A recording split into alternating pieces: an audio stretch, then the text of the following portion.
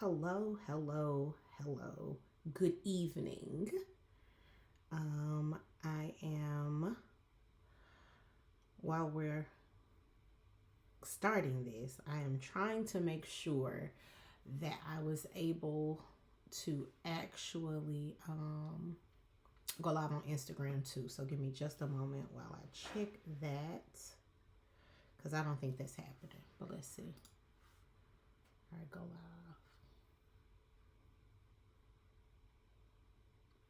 Maybe I am.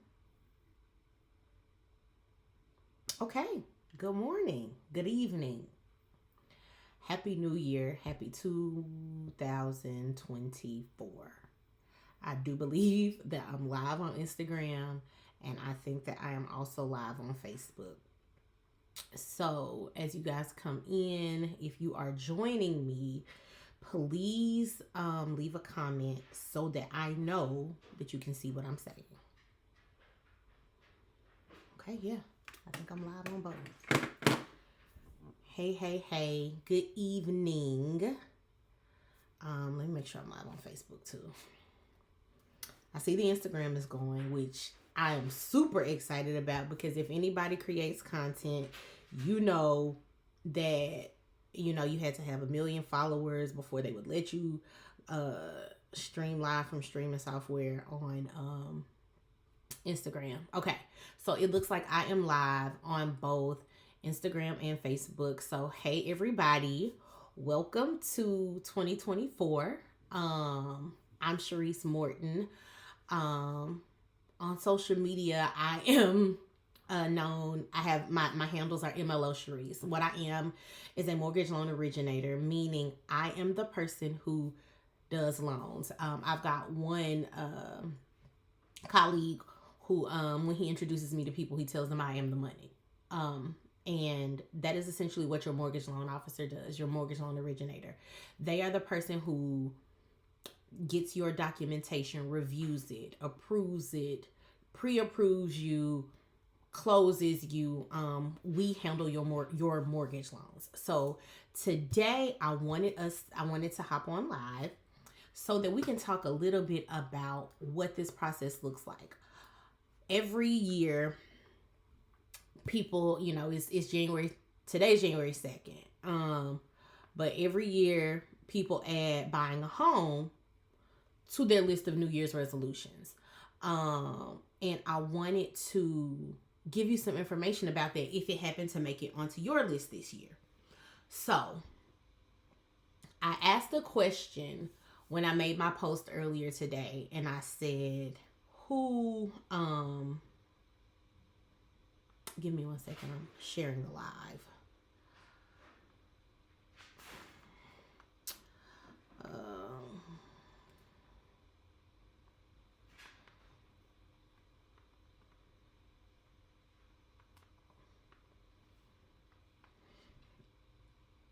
Okay. Um, a lot of people say, okay, it's a new year. I'm going to get myself together and I'm going to buy a house. That is, New Year's resolution that people have. But they aren't necessarily always talking to people in the industry, professionals in the industry, to tell them how to do that. So earlier when I said I was going live, I asked a question. I said, how do you know if you're ready to be approved for a home? Or how do you know if your current situation would be approved for a home loan? And there is literally only one answer to this question. So you'll hear people say, well, if I got a 700 credit score, I know I'm ready. Or if I've got 20% down saved up, I know I'm ready. Neither of those is the answer. The answer to how you know if your current situation will get you approved for a home loan is to apply for a home loan. That's literally the only way to know. Is to do a mortgage application. Complete it with a licensed mortgage loan originator. They will pull your credit, review your file, review your lifestyle situation, like your employment, your income, your savings, and your debts, and tell you, yes, you can qualify for this type of home loan, or no, you can't. And I want everybody to know that there's a way around almost any situation to qualify for some type of mortgage loan. So there are people who will say, well, my credit's not, I want to buy a house, but my credit's not that good. We can work on your credit. However, even if you don't have the best credit, there are ways that you can get approved for a home. If you don't have any credit, there are ways for you to get approved for a home. There are people who will say, well, I've only been on my job. I just graduated from college, so I don't have 2 years of work experience. There are ways for you to be approved for a home, even fresh out of college. People will say, well, my money's inconsistent. I'm an entrepreneur or something like that. So I don't get regular paychecks. There are ways around that as well. There is almost no situation where the answer is a flat out no. It may be not yet, but it is almost never no, you can't buy a house. So I want to give people this information so that they're not operating and under a false sense of they're not operating under a false preconceived notion that they can or cannot, that they can or cannot purchase a home. People might say, oh, well, I got a 700 credit score. I know I can get a house. Not if you ain't got no job. And a lot of times, not if you ain't got no money. So you have to meet certain requirements, but there's almost always a loan program for whatever whatever your situation is. You just cannot assume that you know that before you've spoken with a professional. So I just want to get that part out there. And then the question after that is, when should you buy a home? You should buy a home as soon as you qualify for a home. Listen, Joy, if you ain't got no money, we can find you some, but somebody got to have some money somewhere. Hey, Vernita, thanks for joining. So when should you buy a home? You should buy a home once you get pre-approved for one, and you have a pre-approval letter in your hand. I have worked time and time again with homeowners who get pre-approved, and the amount isn't we're in Memphis, so I'll say the amount isn't a Collierville amount. It's not a Central Gardens amount. It's not a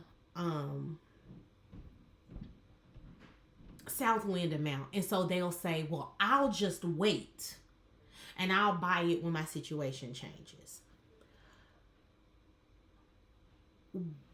I would encourage us to release that mindset for several reasons.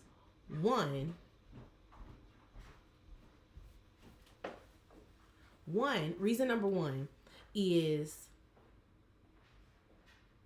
if you know you can qualify for a house today, there's no guarantee that in 6 months you will still be able to, depending on how the market changes. We hear a lot of talk about the market changing in a way to make it easier for people to buy. And I want you guys to look at me. The market almost never changes in a way that makes it easier for people to buy. We have gone through a couple of almost unprecedented situations that caused, like, the housing market crash of 2008. Like, yes, that freed up a lot of, foreclosures for people to buy, but that was an anomaly. The next time the market was anywhere similar to that, where it was much easier for people to buy, we were in a global pandemic. The day-to-day practices of the market do not lend themselves to make it easier for people to buy. If we're being honest, real estate is where the money is. And if you're not a person who's in the money, they don't have the market set up to make it easy for you to get in. You have to get in where you fit in and then play the game. And that's just being honest. So if you want to buy a home, you buy a home when you qualify to buy a home. And I've talked to a few people recently about how we get to a place where we say, well, I don't want that house. I actually, full disclosure, talked to somebody today who said that they didn't want to settle. He's still going to purchase a home. However, but he's not going to hold his pre-approval until the market changes. I believe that people who are not well off, and a lot of people who are minorities, have been systematically kept from purchasing homes for so long that purchasing real estate feels like an end goal and not a part of a journey. I want us to think of purchasing our first home very similarly to how, or not our first home, a home, if we're renting and we're gonna need shelter. I want people to think of it more like when you purchase a car. This is the analogy I've used recently. If you have to go to work and something happens to your car, or you just need a car, a need arises for you to have a car, your first instinct is not to go to Enterprise and rent a car. That is absolutely an emergent situation. You'll borrow a car, you'll get a ride, you'll rent if you have to, but that's not a long-term solution to you, because one, it's much more expensive. Even though somebody else is technically the owner and liable for any maintenance or things that happen, it's so much more expensive that you say, I might as well just get what I can get now. And when my situation improves, I'm going to get the car I want. I challenge us to start thinking about home ownership in a similar way.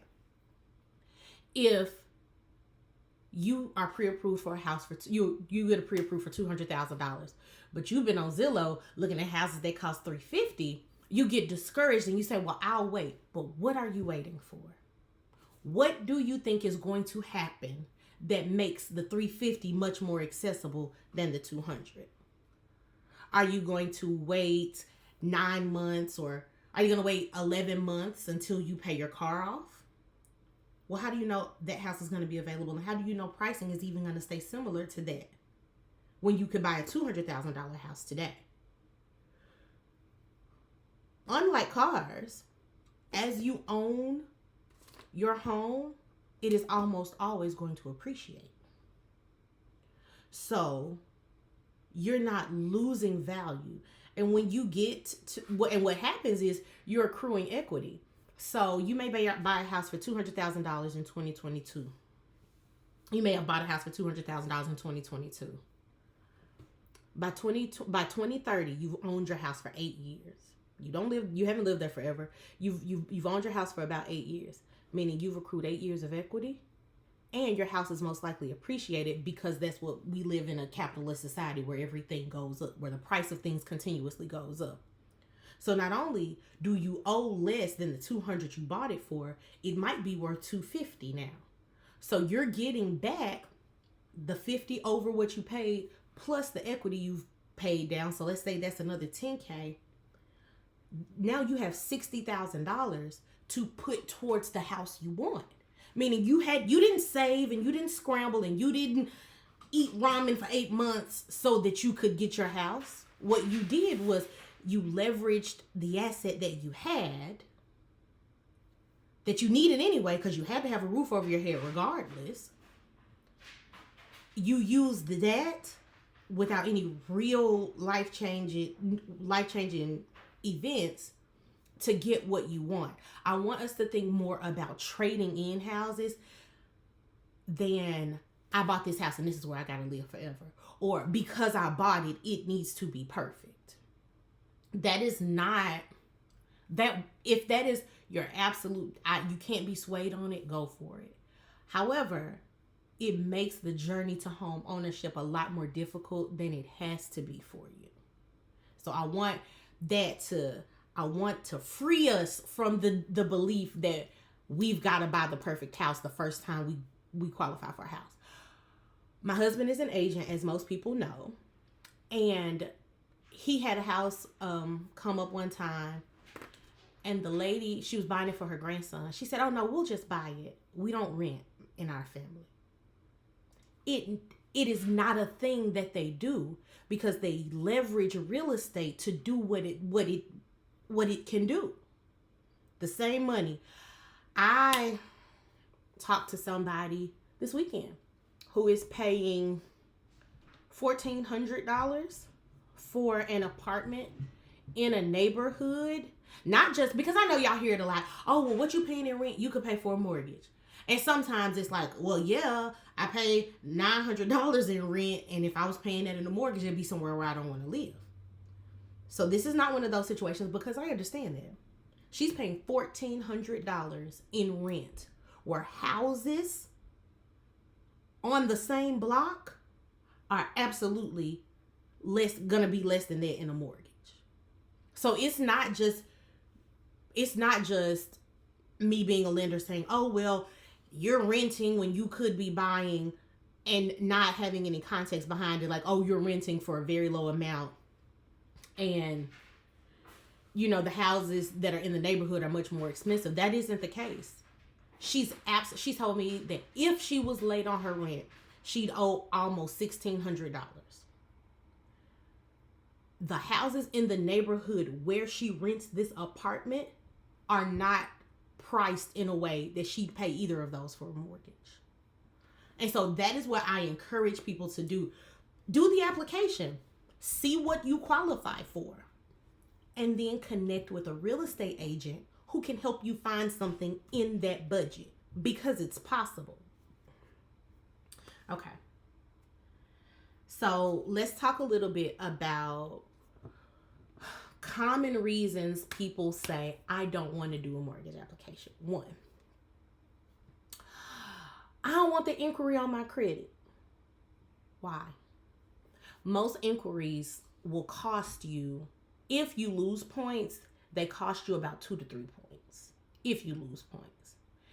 If you are in a position to where 2 or 3 points, this one inquiry, if you're in a position to where those 2 or 3 points makes or breaks your approval, then you absolutely have other issues on your credit that need to be addressed that might keep you from getting approved anyway. And the only way for a mortgage lender to address those issues is to run your credit and for you to do the application, and they run your credit. So the 2 to 3 points that you may lose are negligible when it comes to what's on the line. So, and having an inquiry on your credit is not this big boogie man. You asked if you could get something. That's literally all an inquiry is. Do I qualify for this thing I'd like to have? It's not some violation. It's not a collection account. It's literally filling out an application and trying to qualify for a thing that you want. In the home ownership, in the mortgage application, your inquiries come up. There's a paper. And you want to know what we use it for? This inquiry. Did it result in a line of credit that's not on your credit report? Yes or no? And the only reason we ask that is because if it did, we just need to know how much that debt is to calculate it into your debt to income ratio. It is not the monster that people make it out to be. A credit inquiry is not. So then people say, well, I don't want people all in my business. Sorry. Buy your house cash. That's the only thing I can tell you if you don't want people in your business. After the crash of 2008, it is required that we get all up in your business so that we avoid another 2008. That's how I know when people talk about, oh, the market is going to crash. That's how I know it's not, because I am on the side of having to adhere to all of the regulations that have been put into place to ensure that the market does not crash again. It's not crashing. So,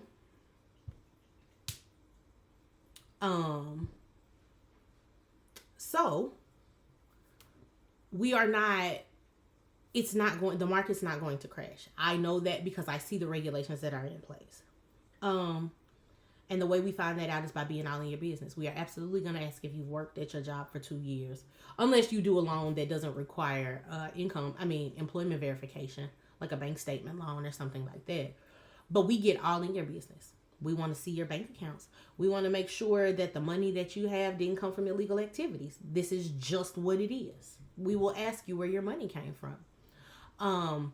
But if I were lending you, you do have to answer questions if somebody is letting you borrow $250,000. That's like an average home price, $250,000. That's not even an expensive home in this market. So people are going to ask questions if they're going to lend you $250,000, $100,000, however much, tens of thousands or hundreds of thousands of dollars. They're going to ask questions because it's required. That's the responsible thing to do. So we will get in your business. One other thing I've heard pushback about is, well, a lot of fear of adjustable rate mortgages. You choose the type of interest rate, the type of loan you want. If you want an adjustable rate mortgage, those are available. The difference now is that if you would like an adjustable rate mortgage so that your mortgage is cheaper the first few years and gradually increases, you have to qualify for the most expensive part, the most expensive one that it will be. So if you're on an adjustable rate mortgage that goes up from 4% to 5% to 6%, we'll never let you close unless you can qualify for what the payment is at 6%. Like I said, there are a ton of regulations in place to avoid another market crash, like a bunch of them. So I really want people to stop holding out for a crash that's not going to come. Like I said, even when interest rates dipped super low in 2020 and 2021, that is because the world was in a global pandemic. It had been at least a century since that had happened before. And there wasn't even a real housing market when it happened the first time. So while we were able to see a global event affect the market in a way that made it affordable for people to buy homes, that's not something we can count on because it's an anomaly. The crash due to irresponsible lending was an anomaly. What makes the most sense is to go by what history has shown us the real patterns are. I mean, y'all want to know something funny? What history has shown us is that current interest rates today, they're around somewhere between 6.5% and 7%. Those are good interest rates historically. They're normal interest rates, because when I was refinancing people during the pandemic, they were refinancing out of 7% interest rates, 8% interest rates, because that's the norm. They feel super high after the historic lows that happened during the pandemic. But this is normal. If you wait, you are only waiting for prices to go up. They are creeping down now because the Fed intentionally raised them a little bit more to take it step by step from what we saw. But they're not going to tank like they did during the pandemic. I would advise everybody who is interested in purchasing a home in 2024 to connect with a mortgage loan originator. I would absolutely love it if it was me. But to connect with a licensed mortgage loan originator and do a mortgage application. Give them your information. Give them your pay stubs, your bank statements. Let them pull your credit and review your file and tell you, you can buy a house today for this amount of money. Or I'm looking at your credit and you need to work on this, and this so that you can buy your home. A pre-approval does not mean you have to go buy a house tomorrow. You know that you're in a position to buy, and if your lease isn't up for 5 months, you can continue the habits that you already have. But it's also a way, the only way, a mortgage application is also the only way for you to know if you can qualify for a loan. Your pre-approval is valid with me for 4 months. If you don't find anything and you're not able to close within 4 months, we just run your credit again. 2 inquiries in 4 months isn't that big of a deal. But I want to encourage us to not see purchasing a home as this huge far off thing that you'll only be able to do once, so it's got to be perfect. Your files got to be perfect. That's not the reality. Home ownership is accessible and attainable to most people. And if it's not immediately accessible or attainable, there are steps that can be provided to you based on what is seen. You don't have to guess. I talked to somebody who said, well, I've been cleaning up my credit. I said, okay, what have you been doing? And she told me, oh, well, I've been paying off old collection accounts. When it comes to purchasing a home, paying off all old collection accounts does almost nothing. And I know you hear people talk about going debt free and things like that. When it comes to purchasing a home, what matters the most is low utilization of the credit accounts that you have and on-time payments. That's what matters the most when it comes to credit. That's it. That's all. Now, the amount of things that you have, the amount of debt that you have, I also hear people talk about the big numbers, like, well, I've got $85,000 in debt. I hear you. How much are the monthly payments though? Because you might have $70,000 in student loans, but they only want you to pay $15 a month. All I care about is that $15 a month. So there are a lot of preconceived notions and assumptions based on rumors, based on when people bought houses 30 years ago, based on their cousin Pookie who didn't tell them the whole truth because they didn't really want them in their business. The only way to know what you qualify for and what is best for your situation, and when it comes to a mortgage loan product, is to speak with a mortgage loan professional, a mortgage loan originator, or if you know somebody that's big time, a broker who owns their own loan company. I'm not there yet, but yes. So Hillary told me, speaking of the preconceived notions, my one of my best friends, Hillary, was like, well, I mean, I want to buy a house, but I don't think I can. My credit is just okay. And I was like, let me find out. And she's like, no, I'm telling you, I can't. And I feel like it was my bully of a husband who was sending her houses. But she did the application, and I'm like, no, you qualify for. She qualified for $100,000 more dollars worth of house than she actually purchased. She was convinced that her credit wasn't enough and her money wasn't enough. But I got her to do the application, and she found out, she was like, well, that's too much house. But the point is, she thought she couldn't qualify for anything, and the house that she bought was $100,000 less than what she could have gotten, because you do not know until you speak with a professional. If she decides next week to sell her house, she could probably charge more than she bought it for, and she's already got equity in it. That's if she decides to. She's owned her home for a little over a year, so she might not. But if she does, she's not going in making these huge payments every month and getting nothing and having nothing to show for it when it comes to a return on investment. A home is an investment. And people talk about that in a way where they talk about, well, you have to spend money. But a home is an investment because it retains value and it builds equity, and you can use it towards your next investment. It's not just, oh, it's an investment that you tell yourself when you got to pay, $800 to get your stove fixed. You tell yourself, it's an investment, I'm going to do it. No, it is an investment. And when I sell this house with this working stove, I can put my $800 back on the price tag of this because I know this stove is brand new, or however you want to do it. So I want us to realize that home ownership is much, much, much more attainable than we've historically been told. Much more.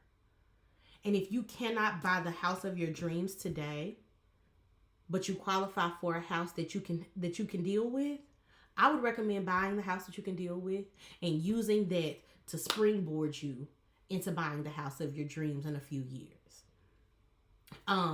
In a couple of weeks, Path to Pre-Approval will open back up. Path to Pre-Approval is not something I do year round, only because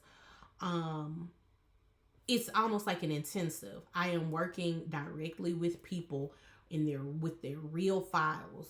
I'm combing through their real files. I'm teaching every week what this means when it comes to home ownership. I mean, when it comes to your mortgage application, I'm telling you the things that you need to do. So it's not something I have capacity to do year round. And the cohorts are capped because I'm only one person. So path to pre-approval will be back in a couple of weeks. I'll make sure that I've got graphics and things so that you know about it, so that you can sign up if you've put purchasing a home on your New Year's resolutions list. We can make that happen. We can make it happen. I've got the knowledge and the programs, and if you've got the discipline and the dedication, we can make it happen before 2024 is out. But there's more to come on that. I will see how much capacity I have for how many people I can take in for path to pre-approval. I think I only did path to pre-approval one time last year. Out of the 5 people I took, 3 bought homes last year. So people are almost always much more ready than they think they are. And even if they aren't as ready as they think they are, as a licensed professional, I can tell them how to get ready. Oh, one other thing. Nothing that I do is a thing that you pay me directly for. I get paid when we close on your home. So I'm not selling a course where I'm going to put you in path to pre-approval and tell you what you got to do to get a house and you pay me this. I like having my license. I couldn't even do that if I wanted to. In order to keep this industry as corruption free as they can, the only time that mortgage loan originators are allowed to be paid is for direct products that we purchased on your behalf, like a credit report, which I don't charge people for, or when the loan closes. Information, that is not something that we can charge people for. So if you've ever talked to a mortgage loan originator and they told you that it costs money for their time, that's illegal. So when you hear me talk about path to pre-approval, don't be afraid to sign up because you think, oh, I have to make a financial investment. Any information I provide is free. Any programs I offer where I am working directly with you, you are not paying me in my hand for anything. When I help you, I get my check when you get your house. It's win-win. So you'll see a bit more of me in 2024. 2023 was a rough year, honestly, in real estate, because of them trying to correct the interest rate dip. The spiking of the rates scared a lot of people off. So I wasn't doing a ton of communicating. I wasn't doing a ton of educating, and that was a me thing. But in 2024, the plan is to be much more active, much more helpful, much more communicative, so that we can get more people in homes. I want to encourage people, like I said, to use real estate like other people use it. This is my house, and this is my house for today. However, I'm not paying for the roof over my head unless I get something out of it besides shelter. That's the goal for 2024. I'll probably cut some of this up so that we have snippets of some of the most valuable information, and I'll share them in reels. But my inboxes are wide open. You can reach out to me on my personal social media pages, my professional ones, MLO Sharice on Instagram and TikTok, Sharice Morton NMLS 1986896. But you can get to that easily by saying at MLO Sharice. So if you have any questions, any concerns, or if you are ready to get started, I would absolutely love to help you with that.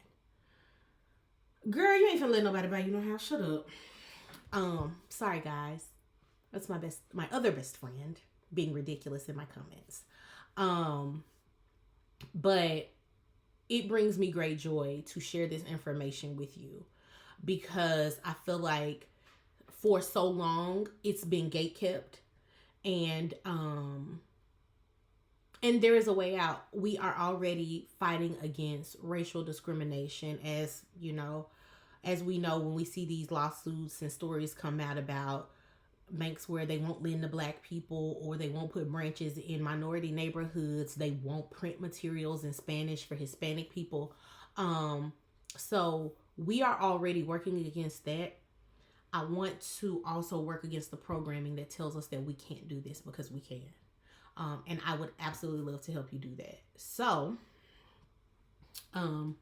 before we go, if you guys have any questions, of course, this will be, this live will be, it'll be on my social media pages. But so you can go back for review later. It'll be on my Facebook page and my Instagram page, and I'll share it to my personal Instagram because people, a lot of my audience is there.